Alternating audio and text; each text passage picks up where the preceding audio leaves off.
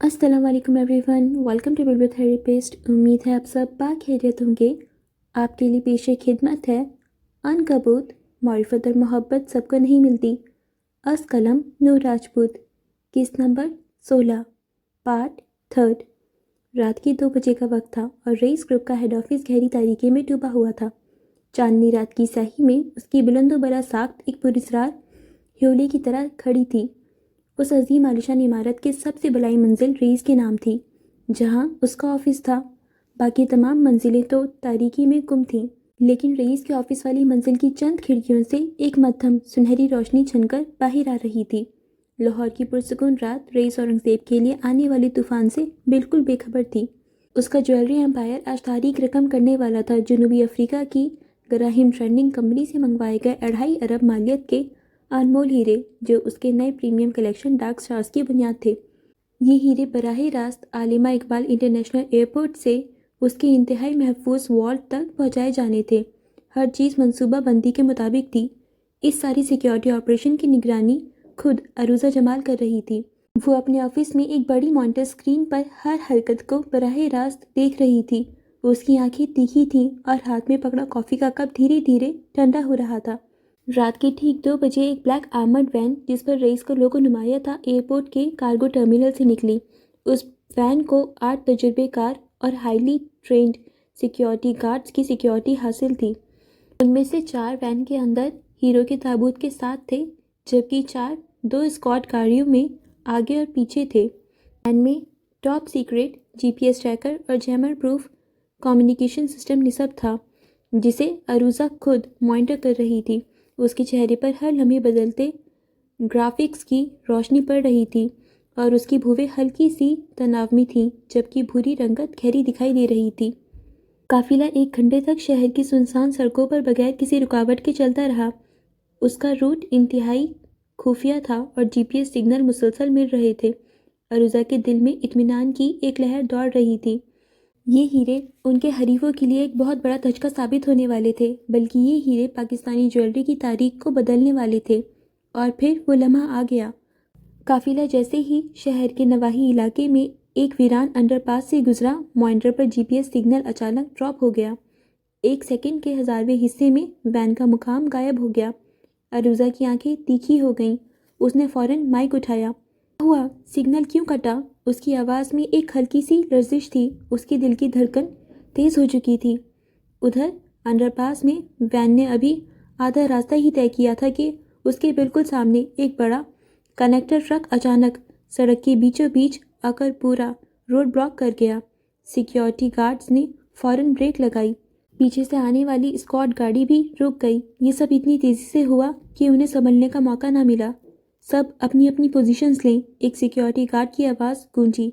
मगर इससे पहले कि वो मुकम्मल अलर्ट होते, अंडरपास की तारीकी से सफ़ेद लिबास में मलबूस 20 से 25 नकाब पोश अफराद नमदार हुए।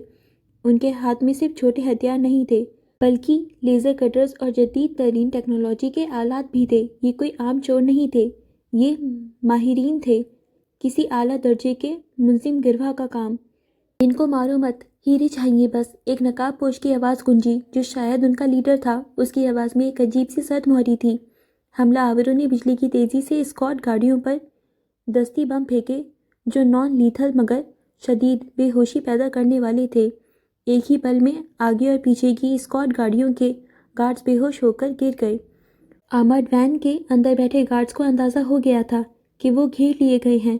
उन्होंने अंदर से फायरिंग शुरू कर दी, मगर नकाबपोशों ने कोई जवाबी फायर नहीं किया, बल्कि फ़ौरन वैन की छत पर जंप किया।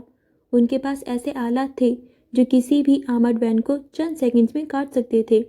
एक नकाबपोश ने लेज़र कटर का बटन दबाया, चिंगारियाँ उड़ी और छत पर दायरा बनना शुरू हो गया। अरूजा के ऑफिस में मॉनिटर पर अब भी कोई सिग्नल नहीं था। अचानक उसके सबसे ज़हीन असिस्टेंट ने मॉनिटर पर एक और स्क्रीन खोली। कान में लगी ब्लूटूथ से उसकी आवाज़ उभरी, मैडम अरूजा, शहर के तमाम सिक्योरिटी कैमरों का निज़ाम भी जाम हो चुका है। अरूजा के चेहरे पर खौफनाक गुस्सा नमूदार हुआ।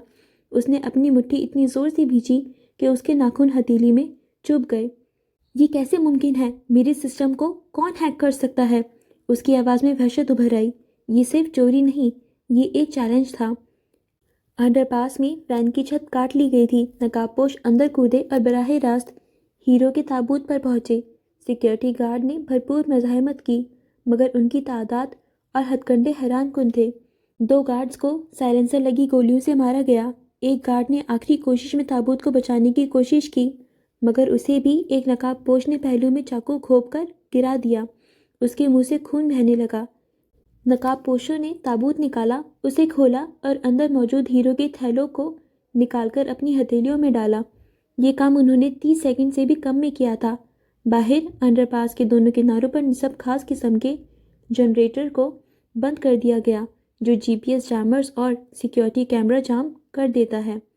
जैसे ही हीरे उनके कब्जे में आए, तमाम नकाबपोश दोबारा तारीकी में गायब हो गए। कनेक्टेड ट्रक भी फौरन वहां से हट गया।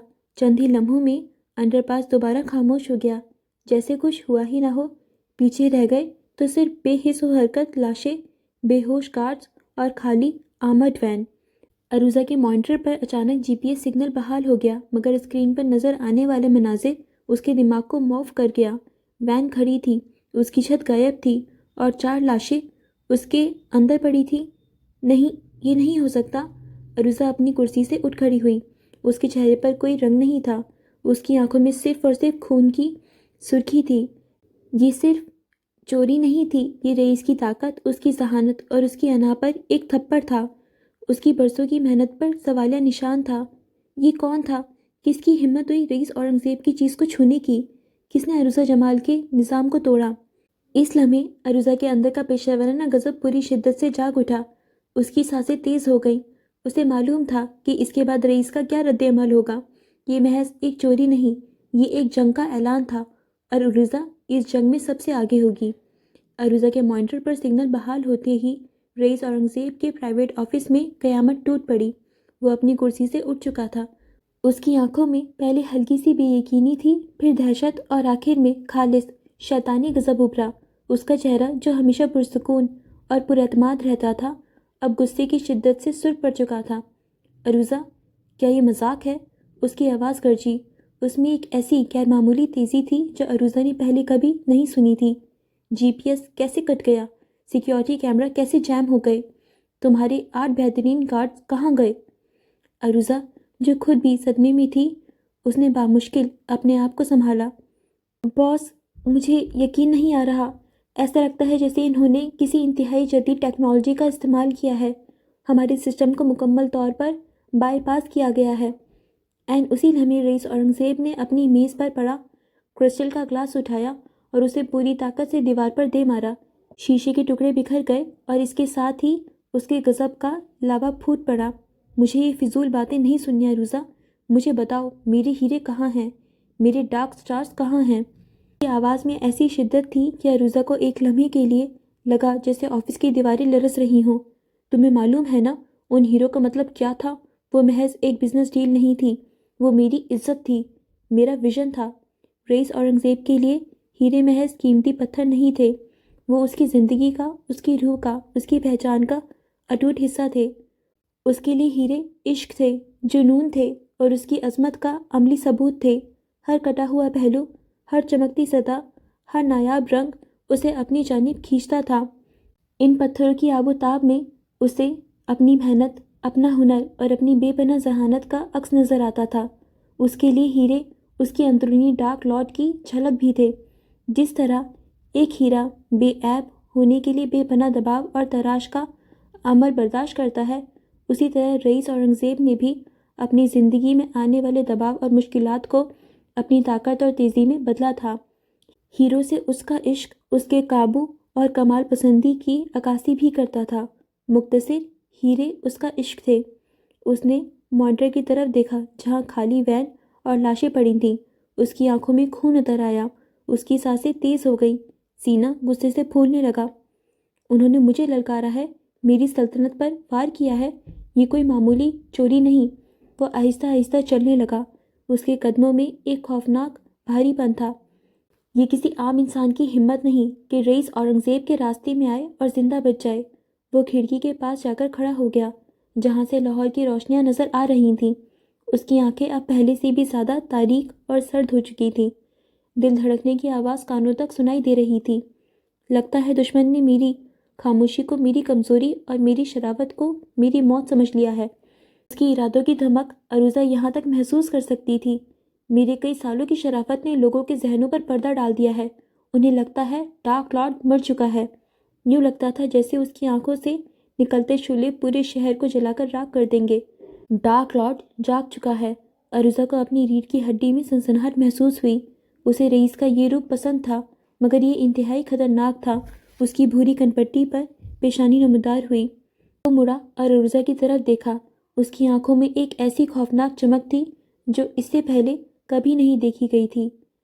یہ میری سلطنت ہے، میرا تخت ہے، اس پر وار کرنا یعنی جنگ، اس نے اپنی انگلیوں کو مسلتے ہوئے کہا، جیسے کسی کی ہڈیوں کو چٹک رہا ہو۔ ایک ایسی جنگ جہاں میں انہیں ہر وہ درد دوں گا جو وہ سوچ بھی نہیں سکتے۔ اس کی سلطنت پر وار کرنے والا، اس کی آن پر وار کرنے والا کیسے بچ سکتا تھا؟ شہر کو لاک ڈاؤن کر دو، ہر چوک، ہر گلی، ہر کونا چھان مارو۔ مجھے ہر اس شخص کی معلومات چاہیے جو اس رات شہر میں مشکوک لگا، اور مجھے ان کے دماغ میں یہ خوف بھرنا ہے کہ رئیس اورنگزیب سے ٹکرانے کا انجام کیا ہوتا ہے۔ اس کی آنکھوں میں اب صرف ہیرو کا غم نہیں تھا، بلکہ ایک طاقتور دشمن کو مٹانے کی پیاس تھی۔ عروضہ جانتی تھی اگلے کئی دن، کئی سال، جب تک ہیرے نہ مل جاتے، جب تک وہ اپنا بدلہ نہ لے لیتا، اس شہر میں صرف اس کے نام کی گونج سنائی دینے والی تھی۔ رات کے بھیانک واقعات کے بعد جب لاہور پر صبح کی پہلی کرن پڑی تو ایسا لگا جیسے شہر کی فضا بھی کسی آنے والے طوفان سے واقف تھی۔ اس صبح کا سورج اپنے ساتھ کوئی خوشخبری نہیں، بلکہ ایک ایسی ہولناک خبر لے کر آیا تھا جس نے ہر سو خوف اور بے یقینی پھیلا دی۔ ایس ایس پی انویسٹیگیشن زاہد ملک اپنے ماتحت افسران کے ساتھ ایک ہنگامی میٹنگ کر رہے تھے۔ ان کے چہرے پر شدید دباؤ نمایاں تھا۔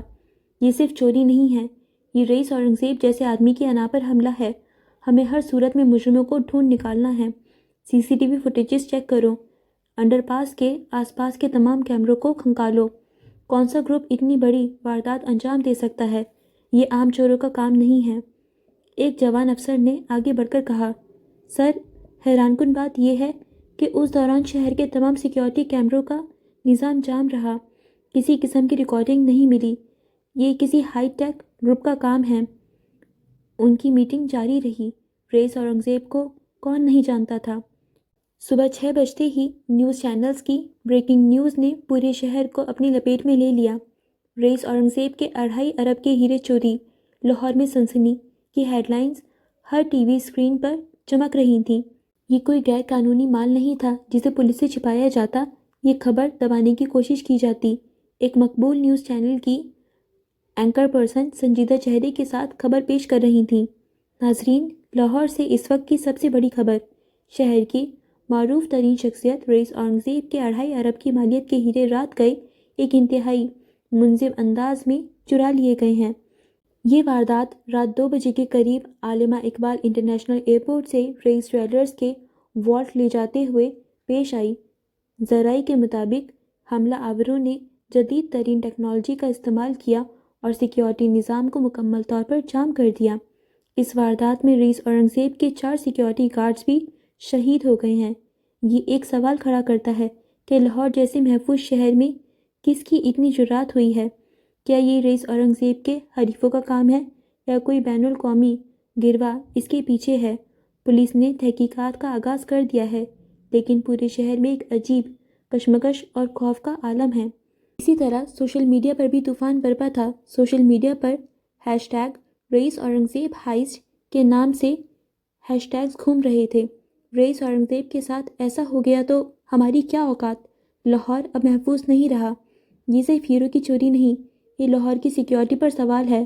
ڈارک سٹارز واقعی ڈارک ثابت ہوا۔ عروضہ جمال جیسا مائنڈ بھی ہار گیا۔ اس کا مطلب ہے کہ حملہ آور بہت ہی زیادہ ہنرمند ہے۔ رئیس اورنگزیب چپ نہیں بیٹھے گا، یہ ایک جنگ کا آغاز ہے۔ اس کے ساتھ ہی اگلی صبح جب سورج کی پہلی کرنیں ابھی پوری طرح سے لاہور پر نہیں پھیلی تھیں کہ جایوکوا پر پولیس کی بھاری نفری موجود تھی۔ آرمڈ وین کی چھت اڑا لی گئی تھیں جو اس بات کی نشاندہی کر رہے تھے کہ حملہ کتنا شدید تھا۔ گاڑیوں اور وین کے ارد گرد زمین پر خون کے گہرے دھبے تھے جو رات کے خون ریزی کی داستان سنا رہے تھے۔ تھوڑے فاصلے پر پولیتھین شیٹ سے ڈھکی ہوئی 4 لاشیں موجود تھیں۔ یہ مسٹر اورنگزیب کے وہ قابل اعتماد گارڈز تھے جنہوں نے ہیرو کی حفاظت پر اپنی جان دے دی تھی۔ ان کے چہرے خوف اور بے بسی کے تاثرات جمائے ہوئے تھے اور ان کی یونیفارم پر خون کے نشانات واضح تھے۔ ہر لاش کے قریب ایک تجربہ کار پولیس انسپکٹر اپنی ٹیم کے ساتھ باریک بینی سے معائنہ کر رہا تھا، ثبوتوں کو جمع کرنے کی کوشش کر رہا تھا۔ ہوا میں خون اور نان لیتھل بوم کی ہلکی سی مہک پھیلی ہوئی تھی جو جگہ کو مزید پراسرار اور پریشان کن بنا رہی تھی۔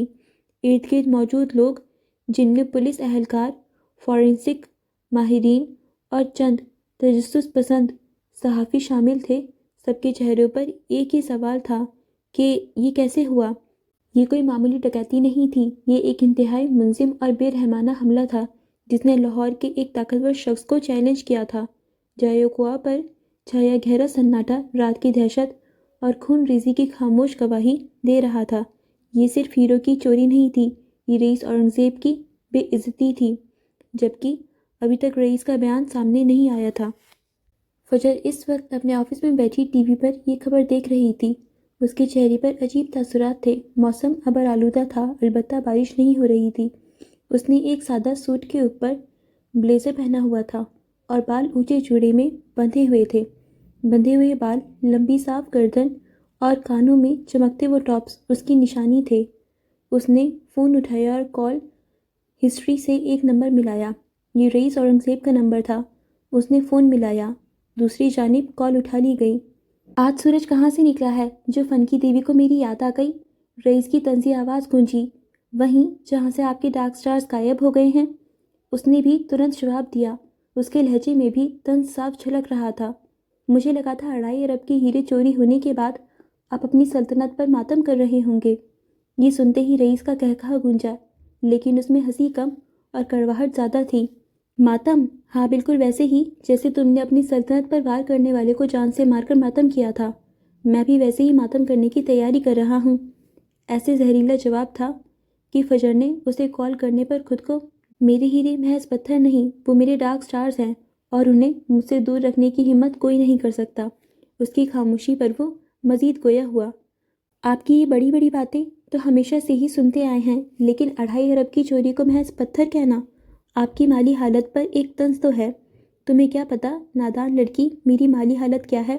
وہ محظوظ ہوا۔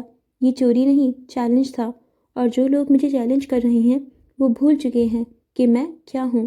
میرے ہیرے، میرے ڈارک سٹارز، کوئی زیادہ دیر اپنے پاس نہیں رکھ سکتا۔ تو کیا آپ کو یقین ہے کہ وہ آپ کو واپس مل جائیں گے، یا یہ بھی آپ کے پہلے دعوے کی طرح محض ایک خالی کھولی وعدہ ہے؟ 2.5 ارب کے ہیرے کوئی معمولی بات نہیں تھی۔ یقین نہیں، علم ہے، اس نے ٹھوس لہجے میں جواب دیا۔ میں انہیں ڈھونڈ نکالوں گا، چاہے اس کے لیے مجھے تمہاری جیسی چھوٹی سوچ رکھنے والوں کی مدد ہی کیوں نہ لینی پڑے۔ یہ ہیرے میری وراثت ہیں، میری پہچان۔ اس نے فجر پر جان بوجھ کر طنز کیا۔ اب مجھ سے مدد مانگنے لگے؟ فجر نے ناک چڑھائی۔ آپ جیسے ڈارک لارڈ اتنے بے بس ہو گئے ہیں؟ بے بس نہیں، ہوشیار ہوں، رئیس نے کہا۔ ہر وہ راستہ اپناؤں گا جو میرے ڈارک سٹارز تک لے جائے گا، اور یہ صرف ایک چوری نہیں، یہ ایک پیغام تھا۔ کچھ بزدل لوگوں نے بھیجا ہے جو سمجھتے ہیں کہ وہ میری طاقت کو للکار سکتے ہیں۔ تو کیا آپ ان بزدلوں کے نام بھی جانتے ہیں، یا ڈارک لارڈ کو صرف باتیں بنانی آتی ہیں؟ فجر نے طنز کیا۔ وقت آنے پر سب سامنے آ جائے گا، فن کی دیوی، رئیس نے غصے کو دباتے ہوئے کہا۔ اب تم نے میرے حال کو پوچھ ہی لیا ہے تو کچھ اپنے بارے میں بھی بتاؤ، یا تمہارے پاس کوئی نیا ڈرامہ نہیں ہے سنانے کو یا کرنے کو؟ اس کی بات سن کر فجر نے کھڑکی پر نظر ڈالی۔ ابھی کے لیے مجھے بس یہی جاننا تھا کہ آپ ہیرو کی چوری کے بعد بھی اتنے ہی مغرور ہیں جتنے پہلے تھے۔ رئیس بے ساختہ ہنسا۔ فکر نہ کرو، میں اتنی آسانی سے ٹوٹنے والا نہیں، اور ویسے بھی ابھی تو بہت سے ہیرے ڈھونڈنے باقی ہیں۔ شاید تم بھی ان میں سے کسی ایک کے پیچھے بھاگ رہی ہو۔ شاید آپ بھول گئے ہیں میں ہیرو کی شیدائی نہیں۔ بیسٹ آف لک۔ اس نے فون بند کر دیا۔ کال ختم ہو گئی اور فجر نے فون واپس رکھ دیا۔ اس کے چہرے پر ابھی بھی طنز کے ملے جلے تاثرات تھے۔ وہ جانتی تھی کہ رئیس اورنگزیب کا یہ دعویٰ محض دھمکی نہیں بلکہ ایک وعدہ تھا، اور اس وعدے کے پیچھے ایک خطرناک کہانی چھپی تھی۔ اتنا تو وہ جانتی تھی، وہ اپنے ہیرے ڈھونڈ نکالے گا، لیکن اس کا ذہن ابھی تک 2.5 अरब पर अटका हुआ था, यानी डार्क स्टार्स एक बड़ा प्रोजेक्ट था। वो कुछ देर सोचती रही, फिर सर छिटक कर रिसेप्शन पर कॉल मिलाई। वली कहाँ है? वो आज उसे नज़र नहीं आया था। वो अभी तक नहीं आए। दूसरी जानिब से जवाब दिया गया। उसकी भुवें सिकुड़ गईं। वो दिन ब दिन मशकूक होता जा रहा था। उसने क्रेडल वापस रख दिया और फिर HR कॉल मिलाई। यस मैम, ये आलिया थी। नई HR, सारा जा चुकी थी। जल्द उसकी शादी थी। उसकी जगह आलिया अच्छा काम कर रही थी। आज वली औरंगज़ेब को वार्निंग लेटर जारी करें। डिटेल्स आपको पहले बता दी थी, उसने कदरे सुकून से कहा और फिर फ़ोन बंद कर दिया। ऑफिस का दरवाज़ा कदरे ज़ोर से खुला। वली अंदर दाखिल हुआ। उसके चेहरे पर शदीद नागवारी और गुस्से के तासुरात थे। फजर अपनी कुर्सी पर बैठी लैपटॉप पर झुकी हुई थी। वो ऐसे जाहिर कर रही थी जैसे उसे वली के आने का एहसास ही ना हुआ हो। ये सब क्या है? ये है आपका प्रोफेशनलिज्म मैडम फजर? कमाल की मिसाल कायम की है आपने। वो तल्खी से बोला। चेहरा सुर्ख पड़ चुका था। फजर ने धीरे से सर उठाया। उसकी भुवें हल्की सी सिकुड़ी। आंखों ही आंखों से सवाल किया। तमीज़ से बात करें मिस्टर वली, ये मेरा दफ्तर है और जहाँ तक मेरे प्रोफेशनलिज्म का ताल्लुक है वो इस फिजूल से वार्निंग लेटर से कहीं ज़्यादा बुलंद है जो तुम्हें अभी अभी मौसूल हुआ है। उसका अंदाज सुलगाने वाला था। वली ने एक कदम आगे बढ़ते हुए हाथ में मुड़ा तुड़ा कागज़ का टुकड़ा लहराया। फिजूल? आप इसे फिजूल कह रही हैं? आपने मुझे वार्निंग लेटर भेजा है सिर्फ इसलिए कि मैंने उस पुरानी हवेली वाले फ़ोटोशूट पर आपको मना किया। वो हैरान था। उसे अंदाज़ा नहीं था फजर उसे वार्निंग लेटर इशू करवाएगी। फजर ने लैपटॉप का ढक्कन आहिस्ता से बंद किया। आंखों में सर्द मौरी वाज़ी हुई। इसमें वाज़ेह लिखा है, तुम अपनी रिटन एक्सप्लेनेशन दे सकते हो। मुझ तक आने की ज़रूरत नहीं थी। वो उसे जिज कर रही थी। वली ने गहरी नज़रों से उसे देखा और उसके दिमाग में चलने वाले खुराफात का अंदाज़ा लगाने की कोशिश की, लेकिन नाकाम रहा। उसे लेटर मिला था कि उसका रवैया नॉन प्रोफेशनल है, हालांकि उसने अभी तक ऐसा कोई काम नहीं किया था सिवाय उसे नज़रअंदाज करने के। मेरा रवैया कहाँ से नॉन प्रोफेशनल लगा आपको? उसने खुद पर काबू पाते पूछा। लहजा धीमा रखा गया। तुम मेरे पीए हो और तुम मुझे नखरे दिखा रहे हो, क्यों? उसने सिर पर बाजू बांधते हुए पूछा। कुर्सी से टेक लगाए वो खूबसूरत बला लग रही थी। वली ने उसे देखा और फिर खुद पर जब्त किया।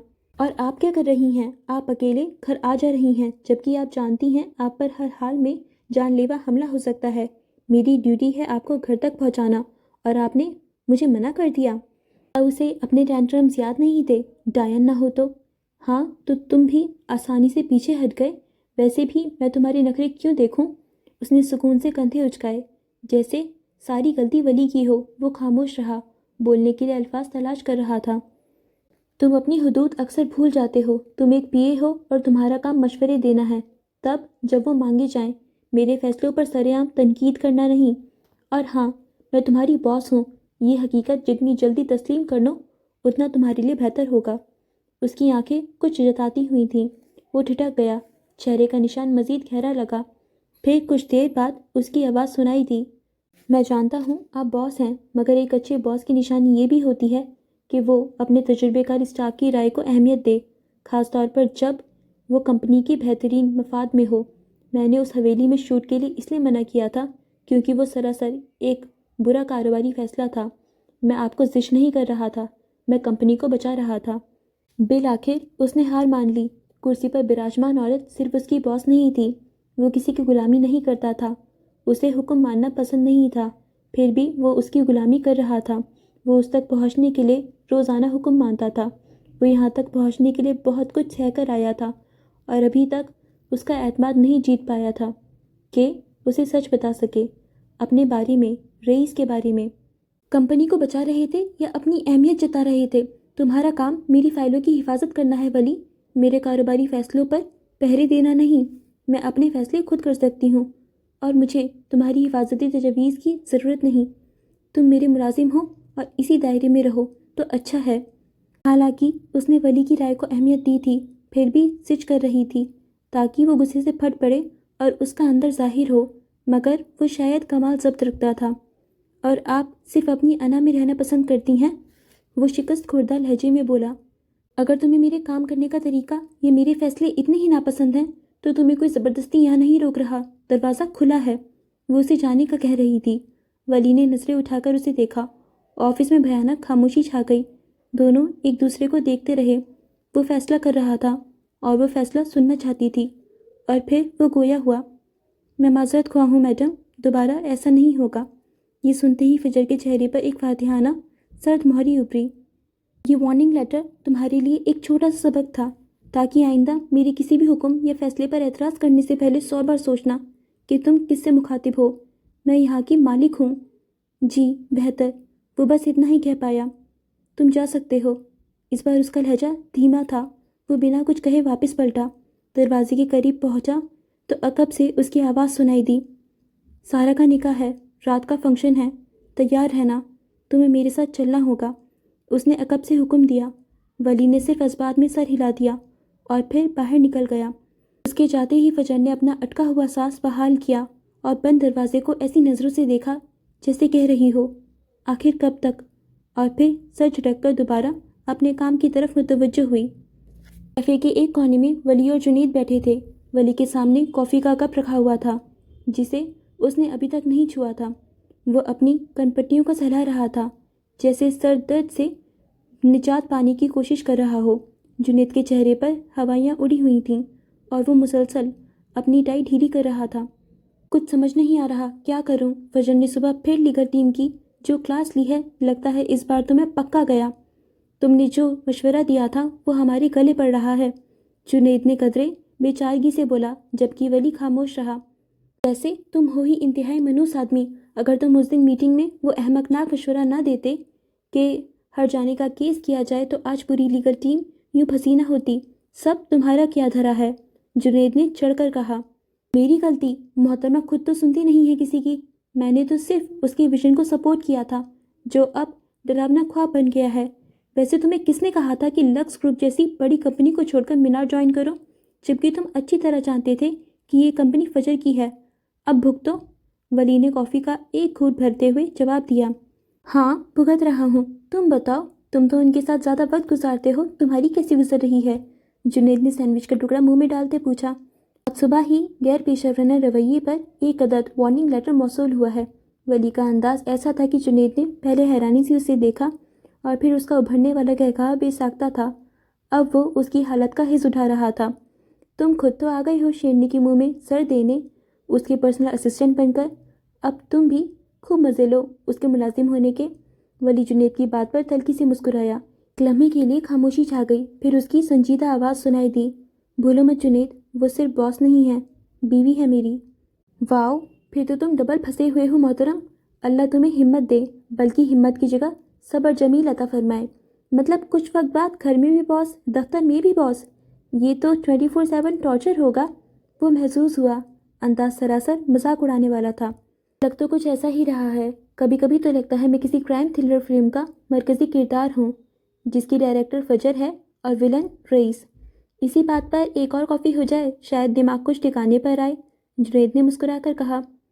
مگر بل تم دو گے، کیا پتہ نان پروفیشنل حرکتوں کی وجہ سے میری تنخواہ کٹ گئی ہو۔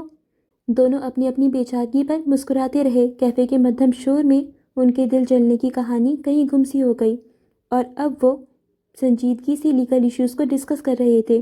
ولی نے جو رئیس گروپ میں دیکھا اور سیکھا تھا وہ پوری توجہ سے جنید کے گوش گزار کر رہا تھا، جبکہ جنید بھوے سکیڑے سن رہا تھا۔ دونوں نہیں جانتے تھے کہ عمارت کے دوسرے کنارے پر فجر اپنے آفس میں LCD پر نظریں جمائے بیٹھی تھی، جس کی اسکرین پر اس وقت کیفے کے لگے اس کیمرے کی لائیو ریکارڈنگ چل رہی تھی جس میں وہ دونوں نظر آ رہے تھے۔ ان کی آواز تو سنائی نہیں دے رہی تھی، مگر ان کی حرکتیں کافی مشکوک تھیں۔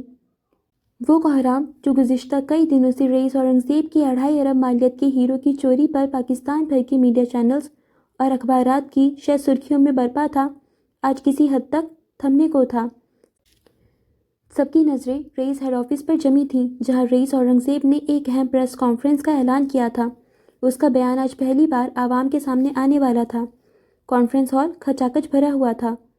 ملک کے تمام نامور صحافی، اینکر پرسنز اور کرائم رپورٹرز کیمروں اور مائکروفونز کے ساتھ موجود تھے۔ ہر چہرے پر ایک سوالیہ نشان تھا، ایک تجسس تھا کہ ہیرو کا یہ معاملہ کیا رخ اختیار کرے گا۔ ٹھیک وقت پر رئیس اورنگزیب ہال میں داخل ہوا۔ قیمتی لباس میں اپنی قیمتی شخصیت کے ساتھ اس کی خوشبو دور تک پھیل گئی۔ اس کے چہرے پر وہی مخصوص سنجیدگی، آنکھوں میں گہری سوچ اور چال میں پر اعتماد وقار تھا۔ وہ اسٹیج پر آ کر اپنی مخصوص نشست پر براجمان ہوا۔ اس کی مضبوط شخصیت پورے ماحول پر چھائی ہوئی تھی۔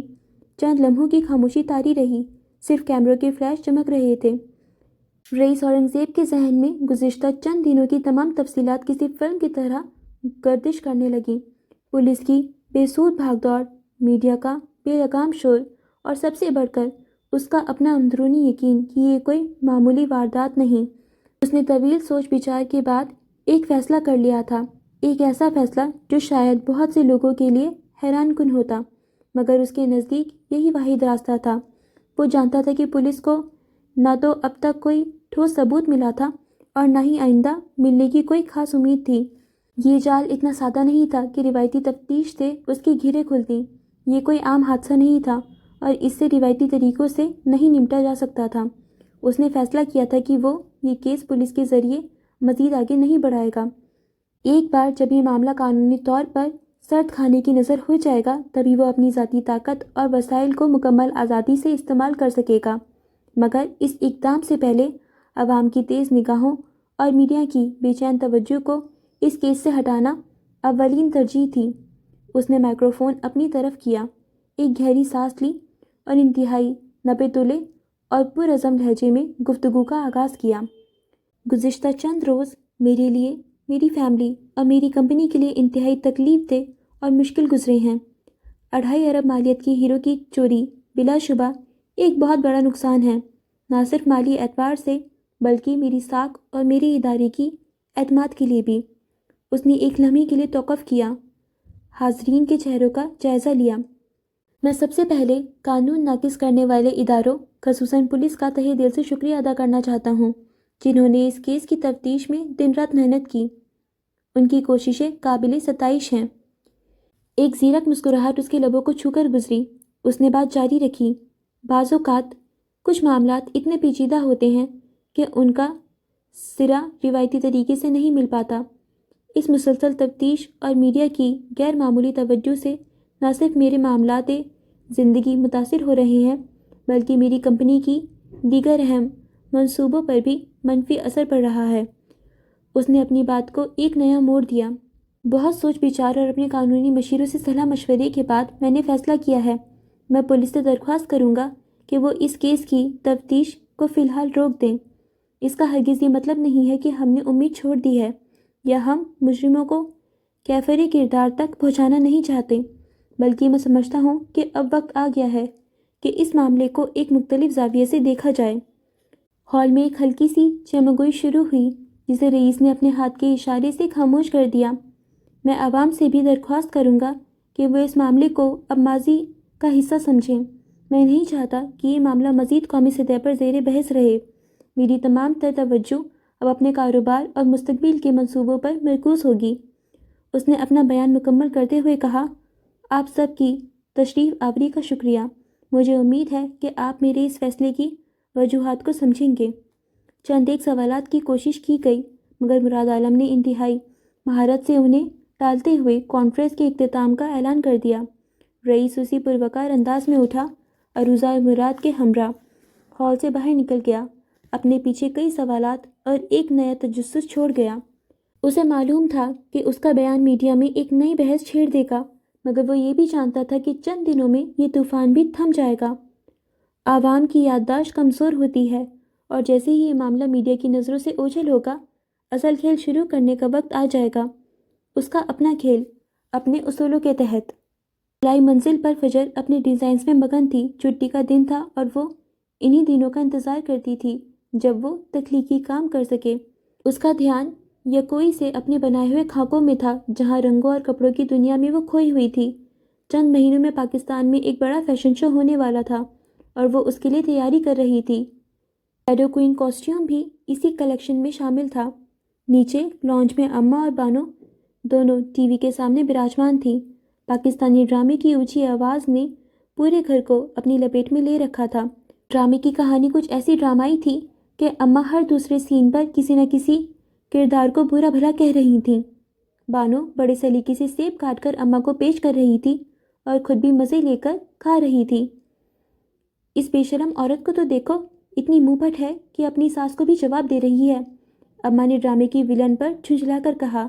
ایک سیب کا ٹکڑا منہ میں ڈالا۔ اماں جی کیا کریں، آج کل کے ڈراموں میں دکھاتے ہی ایسا ہے، ہم جیسوں کو تو بس تفریح چاہیے، بانو نے مسکراتے ہوئے کہا۔ ایک اور سیب اماں کی طرف بڑھایا۔ اماں اور بانو جو شروع میں ایک دوسرے کو ناپسند کرتی تھیں اب بیسٹ فرینڈز بن گئی تھیں۔ دونوں ایک دوسرے کے بنا کوئی ڈرامہ نہیں دیکھتی تھیں۔ تفریح، یہ تفریح ہے یا عذاب؟ یہ تو مجھے ہارٹ اٹیک دلوائیں گے ایک دن۔ اس ہیرو کو تو دیکھو کیسا بھولا بن رہا ہے، جیسے اسے پتہ ہی نہ ہو کہ اس کی بیوی کس کے ساتھ چکر چلا رہی ہے۔ اماں نے آنکھیں مٹکا کر کہا۔ اماں جی یہ تو ڈرامے کا مزہ ہے، جب تک ہیرو بیوقوف نہ بنے تب تک ہم بیچاریاں ہیروئن پر ترس کیسے کھائیں گی؟ بانو نے ہنس کر کہا۔ ترس؟ مجھے تو اس ہیروئن پر غصہ آ رہا ہے، اتنی سیدھی ہے کہ ہر کوئی اسے بیوقوف بنا کر چلا جاتا ہے۔ ایک تھپڑ مارے اس ولن کو تو سارے ڈرامے کا بیڑا گرک نہ ہو جائے۔ اماں نے سیب کا ٹکڑا تیزی سے چباتے ہوئے کہا۔ یہ ہیروئن تھپڑ مارنے لگے تو ڈرامہ کیسے چلے گا؟ یہ تو کہانی ہی ختم ہو جائے گی۔ بانو نے کہا لگایا۔ مجھے تو لگتا ہے یہ ڈرامے والے ہمیں پاگل کرنے کے لیے بیٹھے ہیں۔ اور یہ گانے، ارے بابا پہلے ہی ڈرامے رونے دھونے والا ہے، اوپر سے یہ اداس گانے۔ اماں نے سر جھٹکا۔ چلے اماں جی تھوڑا سیب اور کھا لیں، دماغ ٹھنڈا ہو جائے گا، بانو نے پیار سے کہا۔ فجر اوپر اپنا دھیان مرکوز کرنے کی ہر ممکنہ کوشش کر رہی تھی، لیکن نیچے سے آتی آوازوں نے اسے سخت پریشان کر رکھا تھا۔ ڈرامے کے ڈائلاگ، اماں اور بانو کی چمگوئیاں اور تیز آوازوں میں گانے، سب کچھ اس کے کانوں میں گونج رہا تھا۔ بالآخر اس سے رہا نہ گیا اور وہ اپنا کام چھوڑ کر سیڑھیوں کی طرف بڑھ گئی۔ آخری زینے پر کھڑے ہو کر اس نے اماں کو تبصرہ کرتے اور بانو کو کہکہا لگاتے دیکھا۔ جیسے ہی بانو کی نظریں اس پر پڑیں اس کے کہکہے کو بریک لگے۔ ذرا آواز کم کر لو۔ وہ زینے پر بازو باندھے کھڑی تھی اور حیرت سے دونوں کو دیکھ رہی تھی۔ بانو نے ایک نظر اماں کی طرف دیکھا جو ٹی وی کی اسکرین سے آنکھیں ہٹائے بغیر سیب کھا رہی تھیں۔ فجر کی آواز سن کر لاپرواہی سے کہا، اسے کہو اپنے کمرے میں جا کر کام کرے، ہمیں ڈسٹرب نہ کرے۔ یہ سنتے ہی فجر کا دماغ بھگ سے اڑ گیا۔ یہ کیا طریقہ ہے؟ میں اوپر اپنا کام کر رہی ہوں اور آپ لوگوں نے پورا گھر سر پر اٹھا رکھا ہے۔ بیگم صاحبہ تشریف لے آئیں، اپنا کام چھوڑ کر آ گئی ہیں۔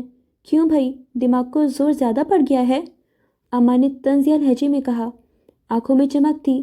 ان کی بات سن کر فجر نے صبر سے کام لیا۔ یہ زور پڑنے کی بات نہیں ہے، بس ذرا آواز کم کر لیں، مجھے کام کرنے میں مشکل ہو رہی ہے۔ یہ کیا مشکل ہے؟ ہماری عمر میں تو لوگ کھیتوں میں کام کرتے تھے اور گھر آ کر بھی سکون نہیں ملتا تھا، اور تم ہو کہ ذرا سی آواز پر ہی ناک بھو چڑھا رہی ہو۔ اماں نے جان بوجھ کر چھیڑا۔ اماں کھیتوں میں کام آپ نہیں کرتی تھیں، پھر مثال کیوں دے رہی ہیں؟ میرا کام ایسا ہے، مجھے یکسوئی چاہیے، اور آپ ہیں کہ پاکستانی ڈراموں کی ڈرامہ کوئین بن کر بیٹھی ہیں۔ فجر نے بھی طنز کا وار کیا۔ ڈیزائنر بن گئی ہو تو اب ہم غریبوں کا جینا بھی مشکل کر دو گی؟ یہ ہمارا گھر ہے، جیسے چاہیں گے رہیں گے۔ اماں نے سیب کا ایک اور ٹکڑا منہ میں ڈالا اور ستائش کے لیے بانو کی طرف دیکھا، جس نے ستائش سے گردن ہلائی، جبکہ فجر حیرانی سے انہیں دیکھتی رہی۔ مطلب یہ آپ کا گھر ہے؟ کیا یہ میرا گھر نہیں ہے؟ گھر اس کا ہوتا ہے جس کے نام کی تختی باہر لگی ہو، اور باہر ترنم بیگم کی تختی لگی ہے، اماں نے فاتحانہ انداز میں کہا۔ فجر یہ سن کر کلس کر رہ گئی، الفاظ منہ میں ہی دم توڑ گئے۔ اسے وہ دن یاد آیا جب اس نے یہ گھر بنوایا تھا اور اس کے باہر ترنم ہاؤس کی تختی لگوائی تھی، اور آج وہی نام اس پر بھاری پڑ رہا تھا۔ وہ کچھ دیر کھڑی رہی اور جب اماں کے کان پر جو نہ رینگی تو وہ غصے سے پاؤں پٹک کر اوپر چلی گئی، جبکہ اماں مزے سے سیب کھاتے ہوئے دوبارہ ڈرامے کی طرف متوجہ ہو چکی تھیں۔ گھر میں ایک بار پھر ڈرامے کی اونچی آواز اور بانو کے کہکہے کی گونج چھا گئی۔ باہر میں جائے فجر مراج اور اس کے ڈیزائنز۔ اوکے فرینڈز، تو اسی کے ساتھ ہم یہاں پہ 16ویں قسط کے پارٹ 3 کو اینڈ کرتے ہیں۔